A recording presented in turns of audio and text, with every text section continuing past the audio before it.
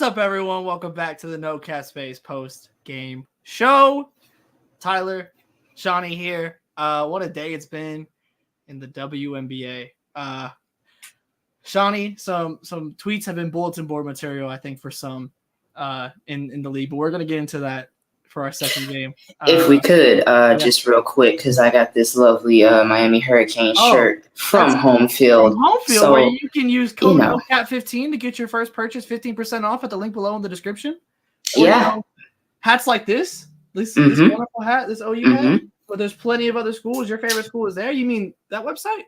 Yes, the very one. And I got this lovely Miami Hurricanes. We got the big dub last night. I'm leaving this weekend with something. You are. Well, you're leaving with multiple things. Because not only did Miami sneak out another lucky win, but how dare you against Cal, man? You think they figured out the centrifugal force of a lot of things? You think they can't figure out Mario Cristobal? But that's another conversation. Yeah. That's another conversation. We gotta figure out targeting. But regardless, one other thing that you're also coming away with, because no matter what, it feels like a cock is always up. And Ty Harris everywhere you go absolutely hooped in this game. 20 points, 7 of 11 from the field, 4 or 5 from 3.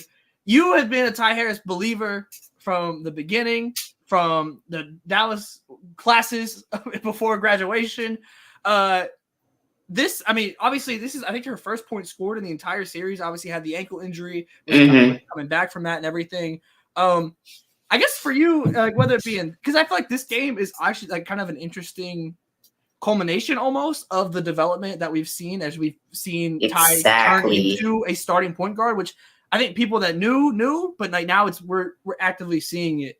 For you, how dope is it seeing Ty do this, from the jump? You've been around with this to now 20-point leading the team in scoring playoff performances. I'm trying not to tear up, but once again, once you leave the wings, you do great things. But no, that was something coming in. That was kind of one of the things. Can she take over and be a scoring point guard when she needs to? Because we know she's steady. We know she's an excellent decision maker. We know she can sit down and play some defense. So she has all of the attributes of a good point guard. It was just, can she do something like this? So to see that, that's next level. And I think I was getting ready to put the Sun on Fraud Watch. They were on, it was an elimination game. And if they had gotten bounced tonight, I would have had to put them there indefinitely. They read my mind. They went full Professor Xavier and was like, not so fast. Calm down. Yeah. And I was like, you got me. Yeah. You got me. So, Ty stepped it up. And that's something they need. They always need scoring. You can never have too much scoring for the Connecticut Sun because, sometimes you don't know where that's going to come from. Mm-hmm. So for her to be an option and, off of that ankle injury and show, she's still got a step, we're good.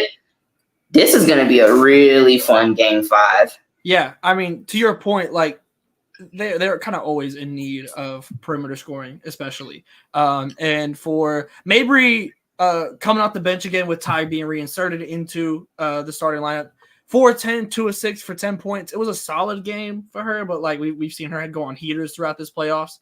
But to now have the kind of thing is at a point it's been relying on Mabry at times throughout these playoffs to be that perimeter scorer, especially with Ty out, not offering kind of any other potential option.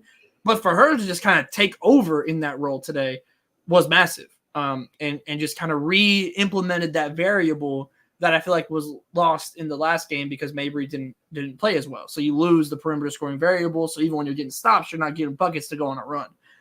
But today, Ty Harris completely filled that. DeWanna Bonner, I thought, also played really good. 18 for 8 of 12, 8 rebounds, 4 steals, 1 block, 4 assists.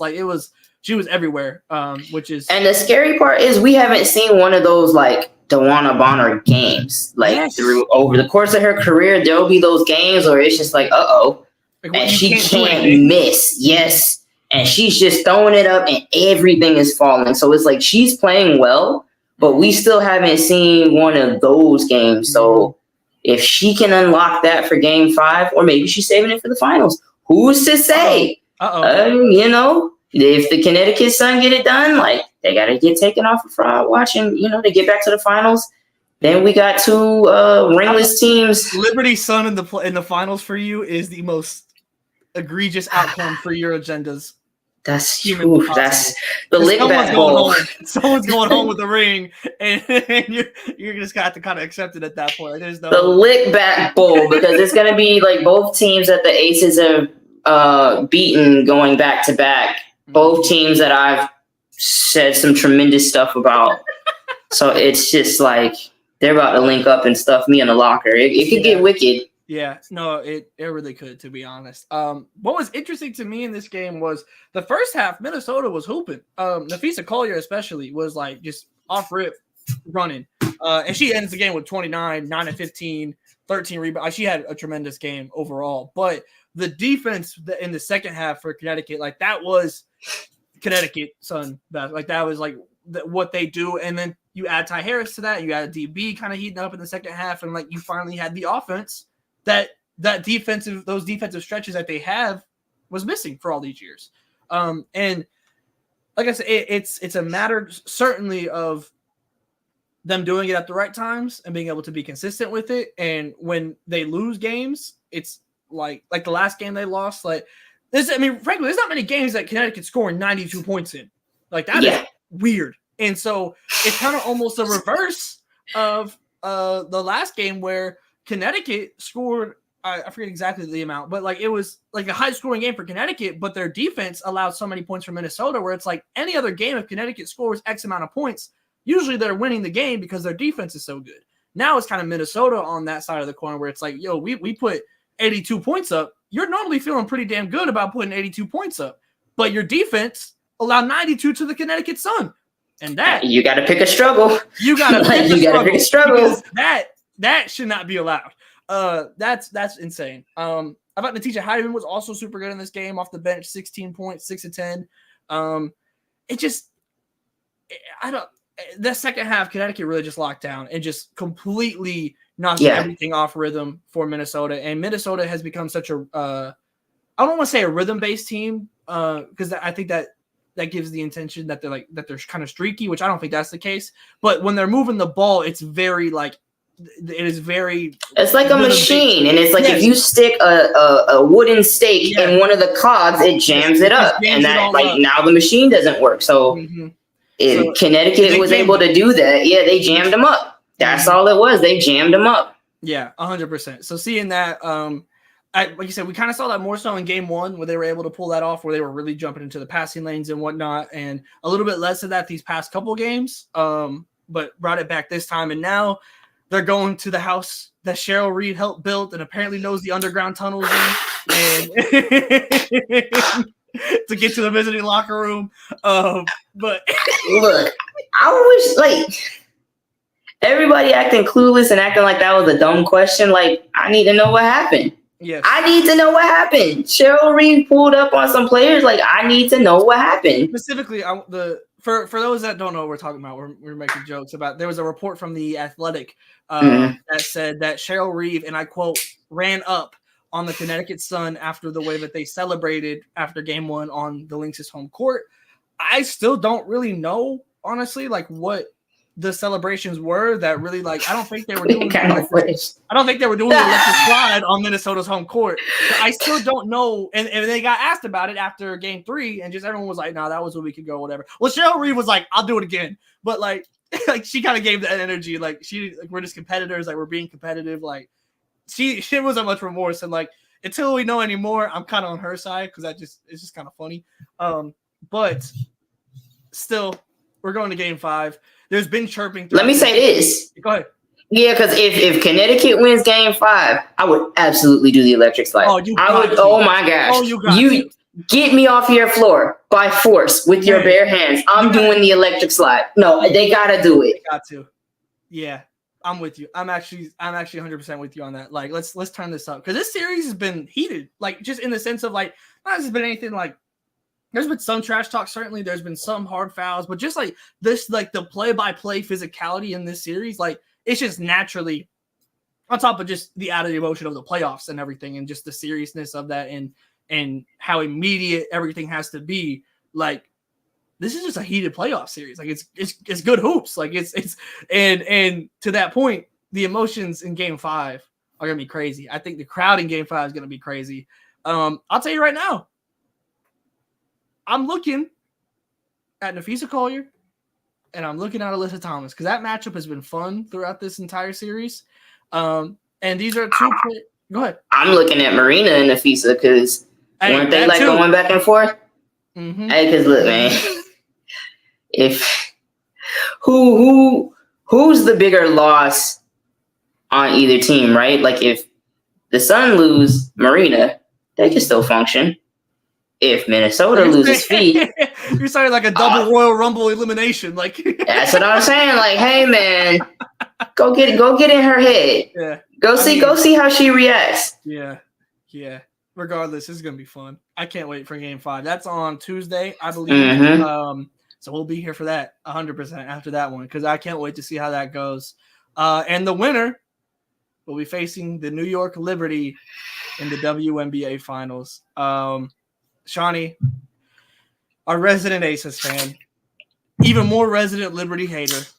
I will just, we could dive into specifics after, but just generally speaking, opening statement addressed to the people.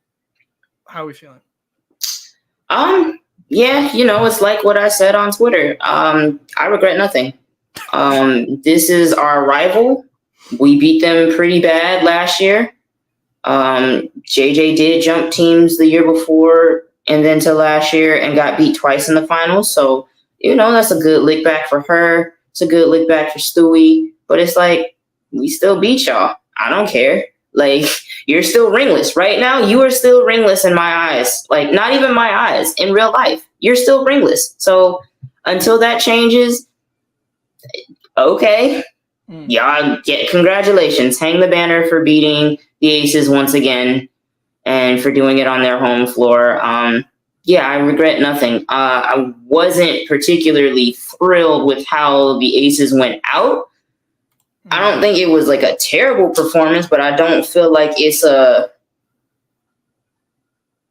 didn't feel that like our backs are against the wall. It felt like, all right, we did it in Game 3. That'll do. Yeah. And so now it felt kind of like a regular season game, and not even a regular season game. Just it didn't have any urgency to me, and I didn't like it. Yeah. I think to me, when it comes to not having urgency, my mind immediately goes to that fourth quarter. Where it just struggled with the offense. There was massive runs between that, and the part. And then it's just like, who's taking the shots though? Because that is what I'm ready to get into. Because A'ja Wilson was not the one taking those shots. And I couldn't understand why. Yeah, whether it be the guards not feeding her or just a demanding of the ball. The heavy is the head that wears the crown, and not that this is like putting the blame of the loss solely on A'ja Wilson. However, I want the best player in the world going out shooting. Get your shots up, demand the ball. I completely sympathize with what like the defensive ass, the offensive ass over the entire year, and the exhaustion that comes into play with that. But to your point, when it comes to having the kind of taking the initiative to go and not lose on your home court in that way, to Joe's point in the chat, empty the clip. Like, at some point, you have to empty the clip and go for it. And it just never feel like we got that. And that's kind of on everyone. It's both. I didn't feel like at times A'ja Wilson was like truly like going and demanding the ball, and especially when she could take JJ off the perimeter. I didn't feel like the guards were even like, it was not a thought process of like, we need A'ja Wilson touching the ball. There were several times they just drove to the rim and it just didn't happen. So all around, I feel like the blame goes, but ultimately, when you're looking at the stat sheet, A'ja Wilson has to have more shots, especially in the fourth quarter, where I think her first came with right under 2 minutes left in the fourth quarter. That's unacceptable to me.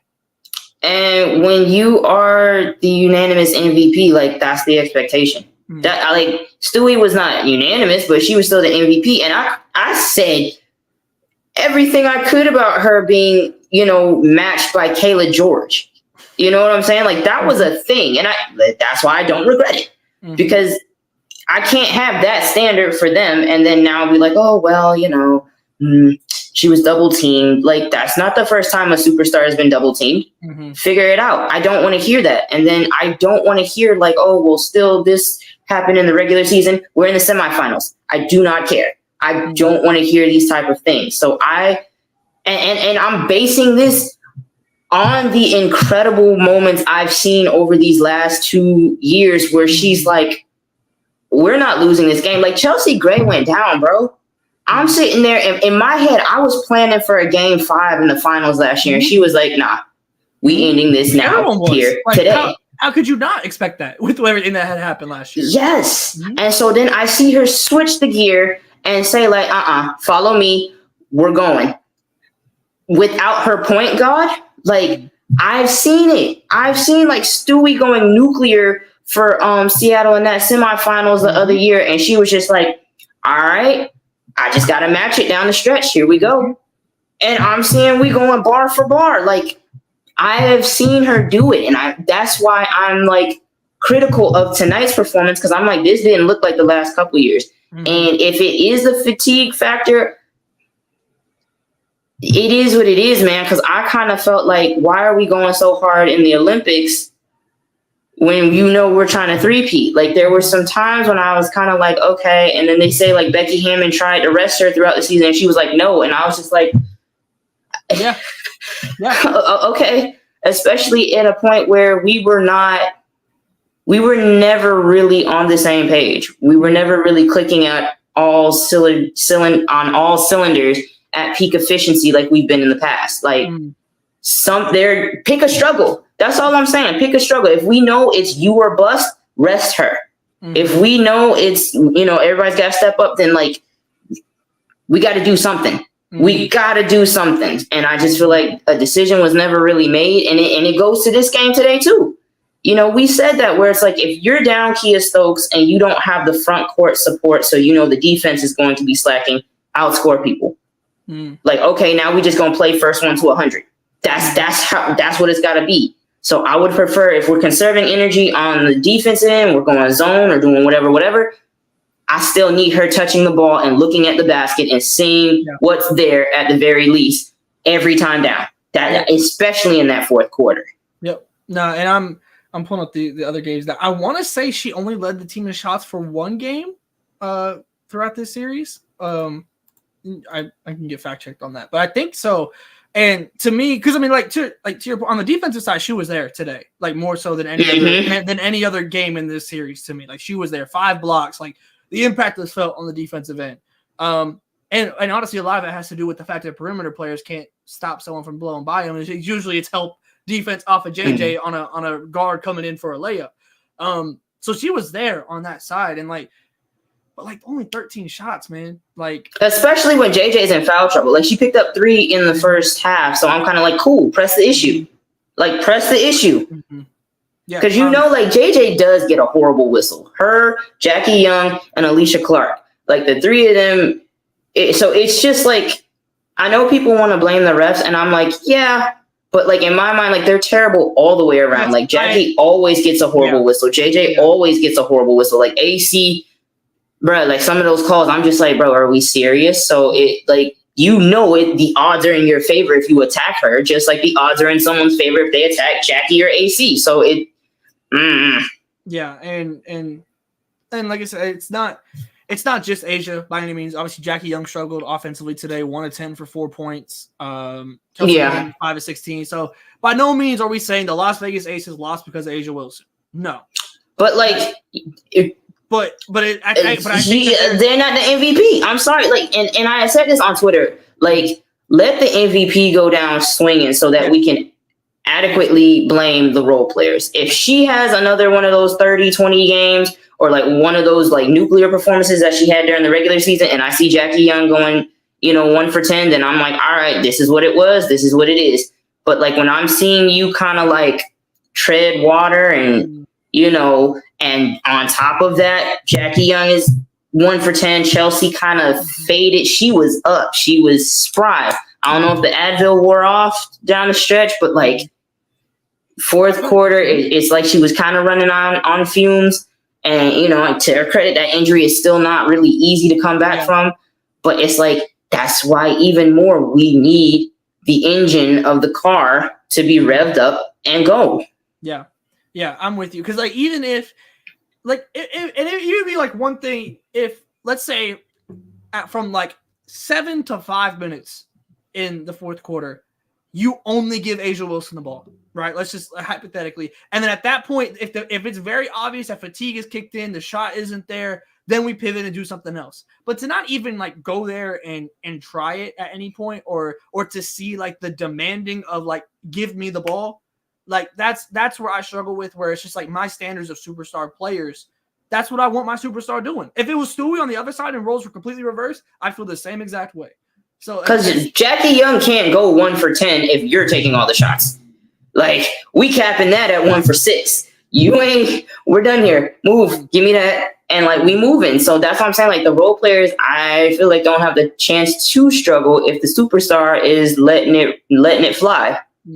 Yeah. And like I said, maybe it would have worked, maybe it wouldn't have, but I want to see at least the try. If it's an elimination game, I need Asia Wilson having at least 20 shot attempts. Mm-hmm.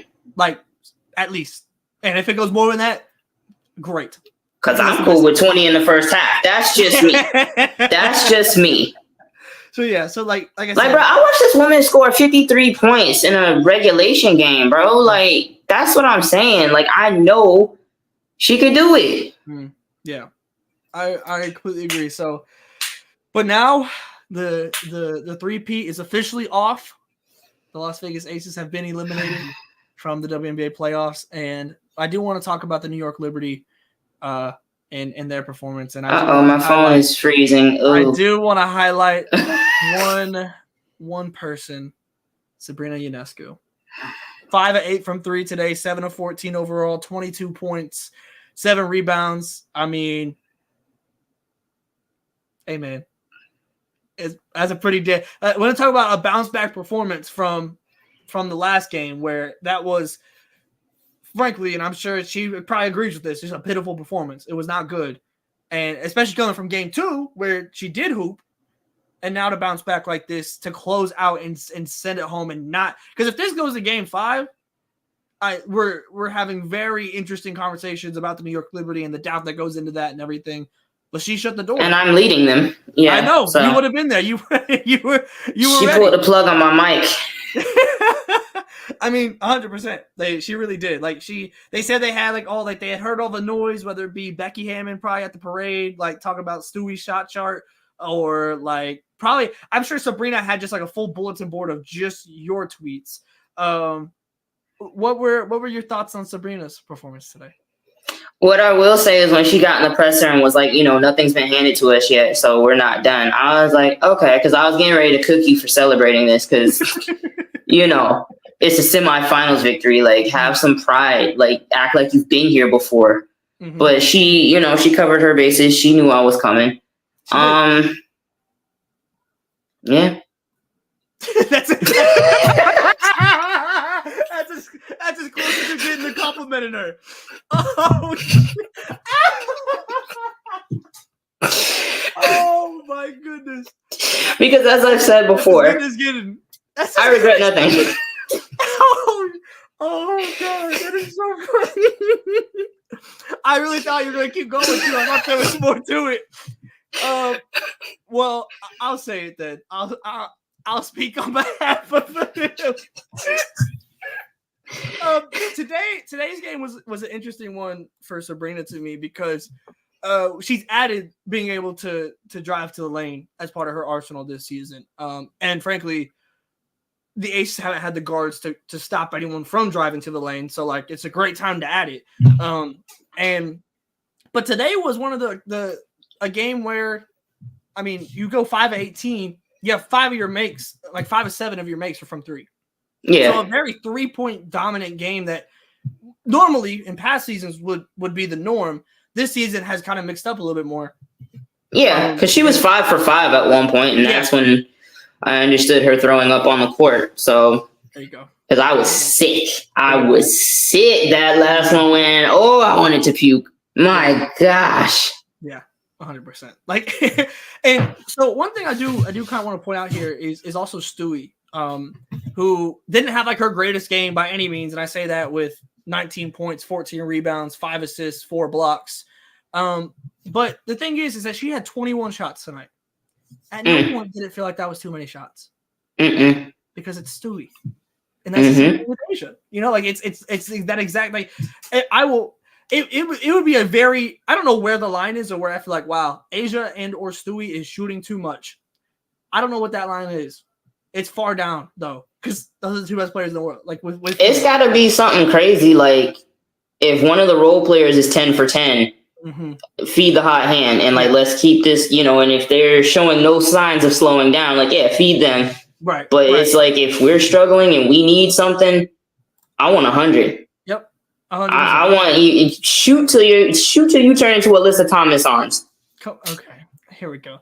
Anyways, the rivalry though is officially here if it wasn't already. And we got boots on the ground. Okay. Yeah, they really like. And like it seemed very clear, like John Quell had mentioned, you know, kind of the way that people were celebrating last year. Which here's my thing. Generally speaking, if you win a championship, you got at least 48 hours of saying whatever the hell you want with no repercussions because you just won the championship. I'll even give you maybe until the parade. Like once the parade hits, like okay, like you know maybe. But even then, like you're still a champ. So, but I also completely understand from the Liberty perspective of like use that as fuel, 100%. But that's also, what you're supposed to do. Yeah, 100%. So like, but this is now, if it wasn't already, which I think it was, like this is a true, genuine rivalry, and I love the fact that it's one that has just happened incredibly naturally. Like it's turned from it went initially from like these are the. I mean, they kind of told us that it was a rivalry. Okay, this is true. Like when the acquisitions happened, but like I get what you're saying. Like they held up their ends and have been facing each other, and we beat them for a championship. So yeah, there you go. But like I love that it's now like a little personal. You know, like it's now like we went from just okay, these are the 2 best teams. It didn't feel like a rivalry; it just felt like the 2 best teams, and that's where it felt forced. This year, the Liberty are like, okay, we're on revenge tour or whatever, you know, getting their lip back, and that makes it feel more like a rivalry. Now, this next year, oh, I can't wait because now it's 1-1. You know, I mean, maybe one series counts a little bit more, especially if the Liberty don't. The Liberty got to win a ring. That's a very important part of this. Liberty had to win a ring, but assuming that they do that, I'm not assuming anything. I know you're not, but I'm not assuming anything. I know you're not, but like. Next season, if we get another playoff series between these 2 teams, oh, it's gonna be so fun. It's gonna be so incredibly fun. One thing I did kind of want to point out is that one thing that Becky Hammond has been saying in the post-game press conferences, amongst many things, is that the Liberty were built to beat Vegas. And I think that's a very interesting kind of concept because I don't think it's hard to find who the most important acquisition for New York this season has been in Leone Phoebish, who's been phenomenal, especially since entering the starting lineup. And just having another big guard, like it just makes things so incredibly tough for Vegas and really all teams, but like especially Vegas, who has just kind of struggled with perimeter defense at so many turns, and then you also don't have a solid forward that can play defense. Like and I think that was kind of the difference in this year. Like they made upgrades to beat us, and we didn't make any upgrades to counter. So like now we're throwing the same thing at them, like with Tip Hayes, but it's like we still have Kia Stokes at the 5, and that's still like a thing. You know what I'm saying? Like we didn't throw a super new wrinkle like we could have and really upgrade and revamp that roster. And like we had talked about it with Andrew, like he would say like Stanford was built to beat USC, and then sometimes they would struggle with other teams. So I can't see it. Yeah, and so like it's interesting now because I think to your point, I don't think the Liberty initially were built to beat Vegas. I think they were built to be. I like this comment here. The Liberty were built to win a championship, and the Aces had a chance at the time. So it's like to a point. It's like I think initially that's 100% correct. That like they were built to be champions and then lost the championship. So then they tweaked to beat the champions. Whereas now the Aces, how do you tweak? And honestly, I don't know. It's not tweaking. It's time to like start over. There's a very like obviously you have your foundation with Asia Wilson. I don't know, honestly, like because I think it's a much harsher improvement needed for the Aces in comparison to the Liberty losing the finals last year. Like the Liberty, like it kind of felt like okay, like you kind of know like your couple spots you got to fill. For the Aces, it's like concepts of like you have to have perimeter defense, which it might take more than just one player to do that. You have to have a 4, which maybe you could slot in a veteran 4 into that spot. But I don't like. I mean, is it because like going into free agency? It's you're muted. You're muted.